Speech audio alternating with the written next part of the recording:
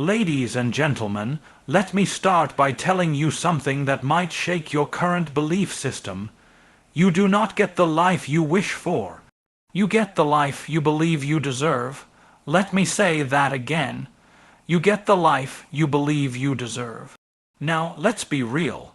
Too many people are out here hoping things will get better, waiting for opportunities and wishing for someone to notice their value. But if that's your strategy, let me lovingly tell you, you're operating from a lie. You were not created for mediocrity, you were born with divine potential.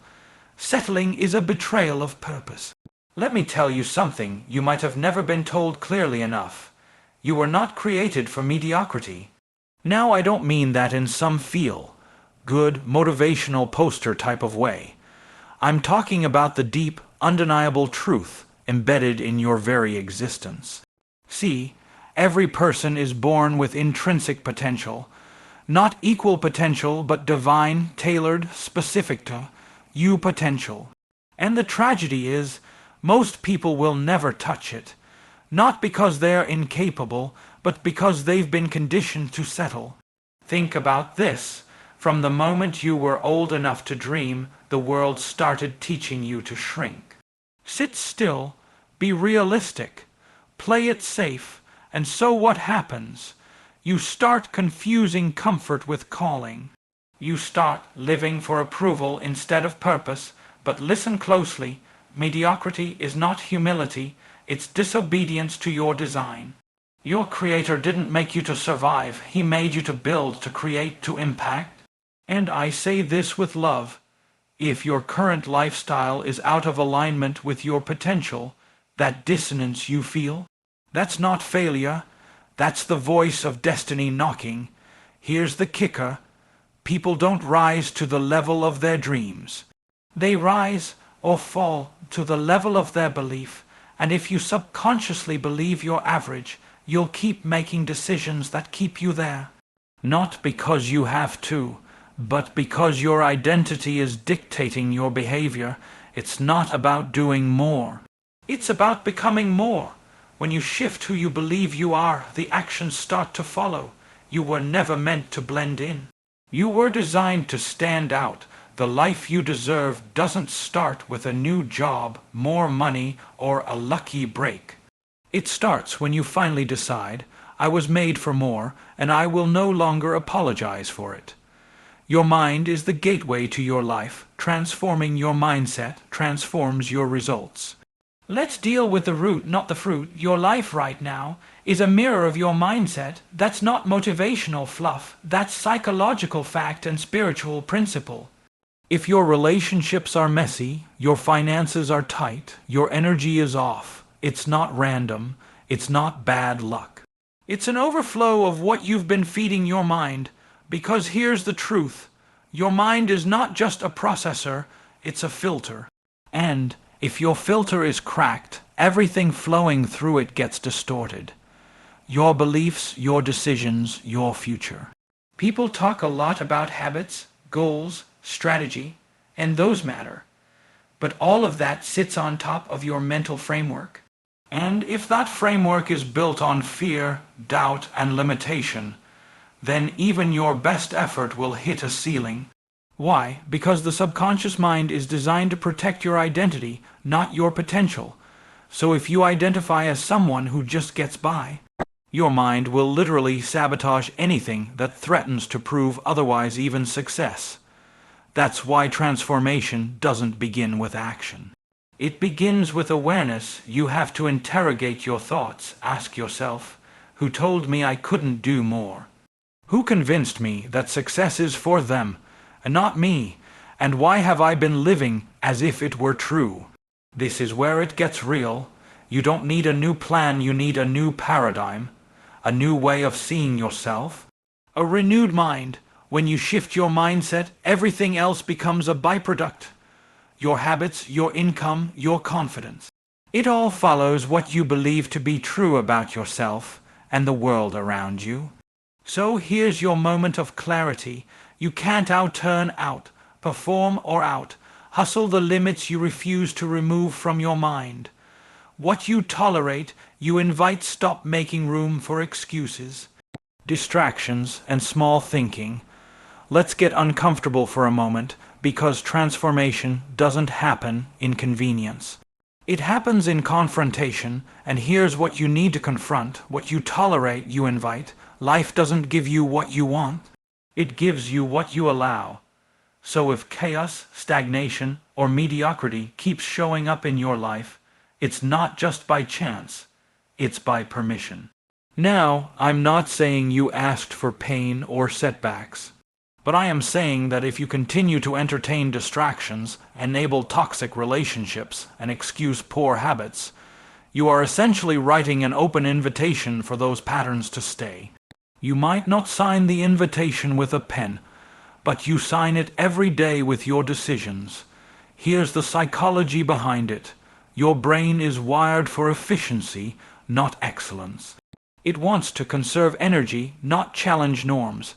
So over time, the things you once hated, procrastination, lack of boundaries, a scarcity mindset, become familiar. And because they're familiar, your brain starts calling them safe.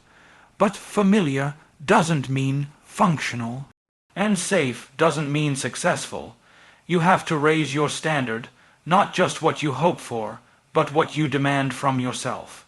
And that means refusing to give space to thoughts, people, or behaviors that insult your potential. Every "it's not that bad" is a step backward. Every "maybe later" is a quiet agreement with stagnation. So, let me challenge you right now. What are you currently tolerating that's quietly destroying your future? Identify it, confront it, replace it, because the level of your life will never rise above the level of what you're willing to accept. Discipline is the shortcut to freedom. Personal development starts with doing what's hard until it becomes easy. Let's strip away the fluff. Everybody says they want freedom, financial freedom, time freedom, peace of mind, but very few are willing to do what actually produces it. Because the truth is, freedom isn't found in the absence of discipline, it's the result of it. The hard reality is, most people are in bondage, not because they lack potential, but because they lack consistency. See, discipline isn't glamorous. It doesn't trend on social media. It's not about motivation or mood. Discipline is about choosing what you want most over what you want right now. It's delaying gratification for the sake of long-term transformation. The gym isn't fun. Waking up early doesn't feel good. Reading every day gets monotonous. But discipline doesn't care how you feel. It cares whether or not you've made a decision. Philosophically speaking, discipline is the bridge between who you are and who you could become. It's what transforms a scattered life into a structured one. It's what gives power to your purpose, because when you're disciplined, your emotions stop leading and your values start dictating. You no longer live reactively, you live intentionally, and here's the psychological edge. When you practice discipline, you build trust with yourself. And self-trust is the foundation of confidence. Every time you show up, when it's inconvenient, when no one's watching, you're casting a vote for the kind of person you are becoming. That's how momentum is built. That's how mastery is earned. So, if you're tired of being stuck, overwhelmed, or constantly starting over, don't pray for freedom, and then resist the very process that creates it. Embrace the discipline, because the life you deserve is on the other side of what you're willing to do when it's no longer about how you feel, but about who you've decided to be. Money is a tool, not a goal. Wealth is a byproduct of becoming more valuable, not just working harder. Let's correct a dangerous misunderstanding right now. Money is not the goal. Money is a tool, and like any tool, its value depends entirely on who's holding it and what they know how to do with it. See, when you chase money as if it's the reward, you miss the deeper truth. Wealth is not something you pursue. It's something you attract by becoming more valuable. That's where personal development meets financial transformation, because money flows to value, not effort, not hours, not even intelligence alone, but value. And value is created by solving real problems, for real people, at a high level. You want to earn more, serve more, think deeper, solve better. It's not about working harder. It's about becoming someone who can deliver solutions that matter. There's a reason some people work 80 hours a week and stay broke, while others work 20 and build wealth. It's not just opportunity, it's capacity. Financial growth always lags behind personal growth, always. Your income will rarely exceed the level of your internal development, because the market pays you in direct proportion to your ability to see clearly, think creatively, and act courageously. So stop making money the finish line. It's not. It's a reflection. Money will mirror your mindset, your habits, and your impact. Nothing more, nothing less. And here's the deep truth: money doesn't change you. It reveals you. If you're undisciplined, money will amplify that. If you're purpose-driven and rooted in principles, it will multiply your reach. The goal is not just to earn more, but to become the kind of person who can steward wealth with wisdom. Because the life you deserve won't come from chasing paper. It comes from building the person who makes money chase you. Faith plus action equals transformation. You need to believe bigger and move faster. Faith without action is one of the most paralyzing deceptions people live under. They say, "I'm waiting on God," when really, God's been waiting on them. Because let's be clear, faith is not passive.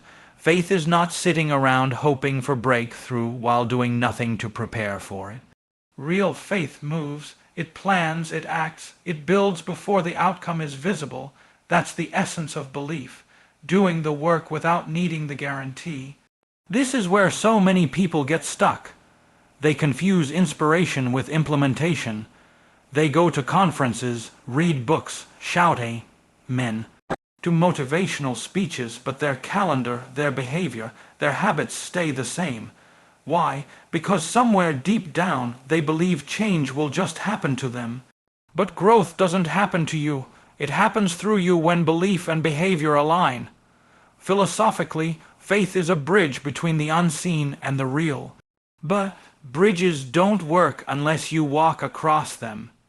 You can't manifest a future you're not willing to move toward.